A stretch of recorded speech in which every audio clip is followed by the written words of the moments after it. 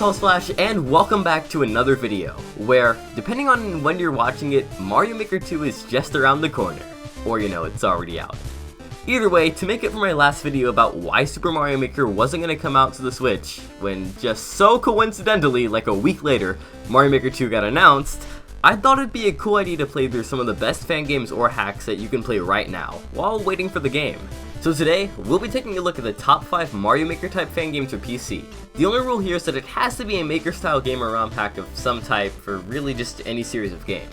And by the way, if you're new to this channel and you like the video, be sure to subscribe for more like it every single week. With that out of the way, let's start the countdown.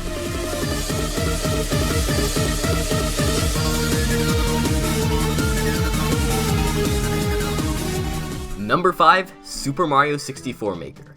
Super Mario 64 Maker was a really cool concept initially. For a lot of people who've wanted to make or even just had ideas for their own ROM hacks and levels, for some, the modding scene for Super Mario 64 would have been way too hard for them to get into.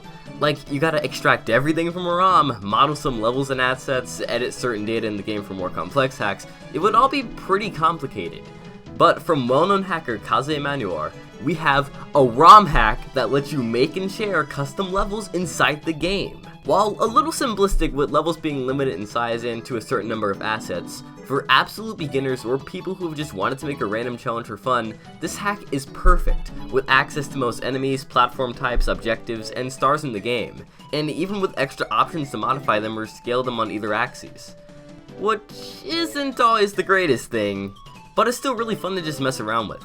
But sadly, this hack isn't without its flaws. The controls in this thing are stupidly complicated and took me a bit of time to get used to. I mean, every button already has a function on its own, and there's a modifier button that changes the buttons to other functions with like combos and stuff. I don't know how to play Mortal Kombat to place a Koopa, I just want to freaking make stuff, man!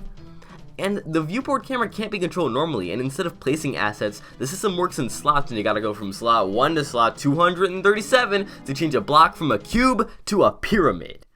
I'm not that familiar with the restrictions of Mario 64's engine, so these problems might be necessary for it to work, but I still feel like for a hack that's meant to make level creation more accessible, it could be a little more user-friendly. I also experienced a bit of slowdown in some of the more complex levels I downloaded, but that could just be a problem with my emulator specifically.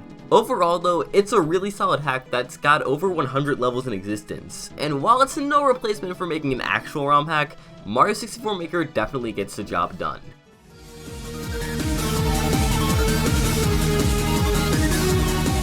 With many of the top-down Zelda games, I've always thought there was a lot of potential for a Maker game in the series, kinda like the Breath of the Wild prototype which I covered in my last video about Mario Maker. And while that prototype was never really used for anything like Mario Maker, there is a fan game that was originally created to be a Zelda Maker. In its current iteration, Adventure Maker Renea. This game was originally created in many other names and art styles, one of the earliest being Legends Maker. Even though it was only a Dungeon Maker at that point, I really like the Legends Maker version, just because, like, look at that art! It's like a Link to the Past with dynamic lighting, but it's got that good Genesis Blast Process shading. Man, I can't wait to see how this improved. Is this some kind of joke? So, in between the versions, the art style switched from the SNES inspired all the way back to the Game Boy Color, which is a little disappointing. I mean, if you go from freaking to this. But it makes sense when you consider the fact that this is the most versatile Maker game I have ever touched, to the point where you can make an entire game in this thing if you wanted to. Yeah, Legends Maker had its dungeons and some shiny lava and stuff, but in Renea, you can make towns, puzzles, entire overworlds. There's a ton of options for collisions, and you can even import your own music and tile sets into the game. If there was anyone who wanted to make their own spin on a Zelda game, while the new art is a little simple even for those who are a fan of the whole retro aesthetic, Adventure Maker Renea is like the RPG Maker to Zelda, and all it takes to use is a small contribution to the developer's Patreon, which is something I can definitely support. And personally, I'm excited to see where this project goes in the future.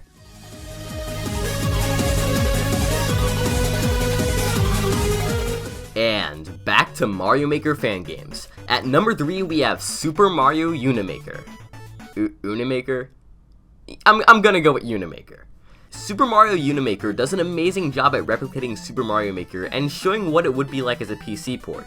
The game only has one skin, but it's like a custom pixel art version of New Super Mario Bros. U. To put it simply, this game is everything an expansion to the original Super Mario Maker would have wanted to be.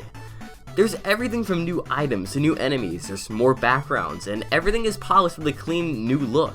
And yes, this game has slopey boys. What really sets this apart from the other Mario Maker fan games is just the amount of content in this one. Heck, even surpassing a lot of what was already confirmed for Super Mario Maker 2. There's even custom themes with music, so you can make the most customized level possible.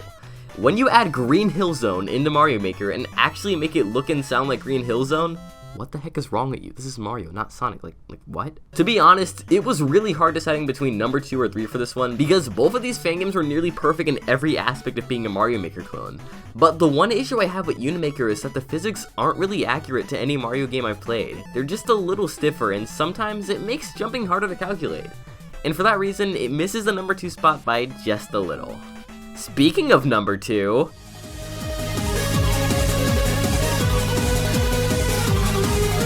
imagine if Super Mario Maker didn't come out on the Wii U first, but instead started out on the SNES.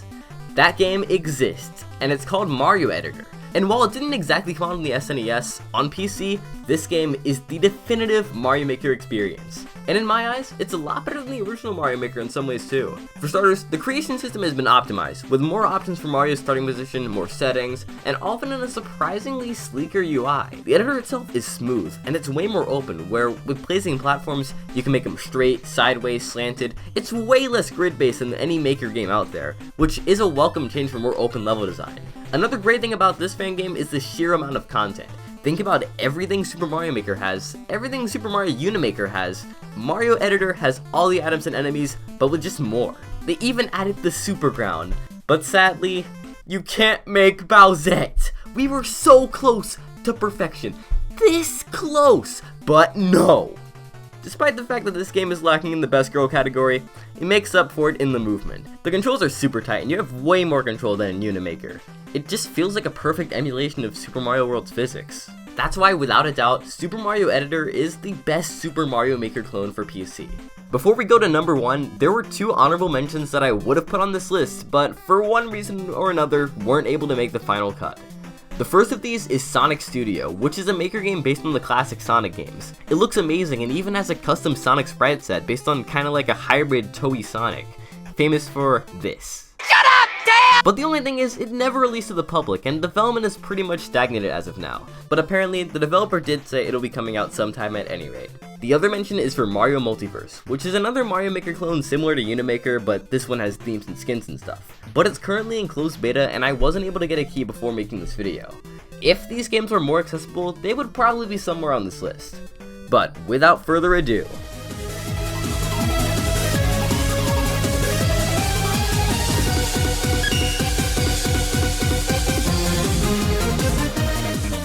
surprisingly, the best Maker game out there in my opinion isn't even a Mario Maker clone, because that title goes to Megaman Maker, which I actually found out later is more based on Megaman Powered Up's level editor, but it still fits the definition. If you're interested in my full thoughts about Megaman Maker, I've already made a video on one of its previous versions, but for the sake of this video, there's a lot of things that make Megaman Maker rock. Man, let's put it this way, a pixel-perfect recreation of Mega Man's movement, charge types from 3 different games, a playable Proto Man and base, robot masters and their abilities from Mega Man 1 through 9, multiple boss battles per stage, literally every single block and background from this game's levels, recreations of Mega Man 7 and 8's bosses and stages and themes in 8-bit style, and custom in-engine NES music. When I say Maker, this isn't a Maker, this is some kind of toy. What do you want me to make with this? Now this is what you call a Maker for Mega Men. This game has so much content for almost every classic Mega Man game. I'm surprised Capcom hasn't picked it up officially yet, because if this thing dropped on Switch or any console at all, they would be printing money. But no, if that was where it ended, maybe Mario Editor would stand a chance. But Mega Man Maker has integrated online. This game literally has its own servers, and the online is so well integrated that all you have to do is go to online, log in, and pick any level you want. For all these other games, you have to scroll through a website, download a file, and drop it into some folder, maybe even join a Discord. Mega Man Maker's level sharing is built into the game, so as soon as you download the game, you can start playing levels of which are made almost every hour. Seriously, this game's community is one of the most active I've seen in years. There will always be a new level to play no matter when you check.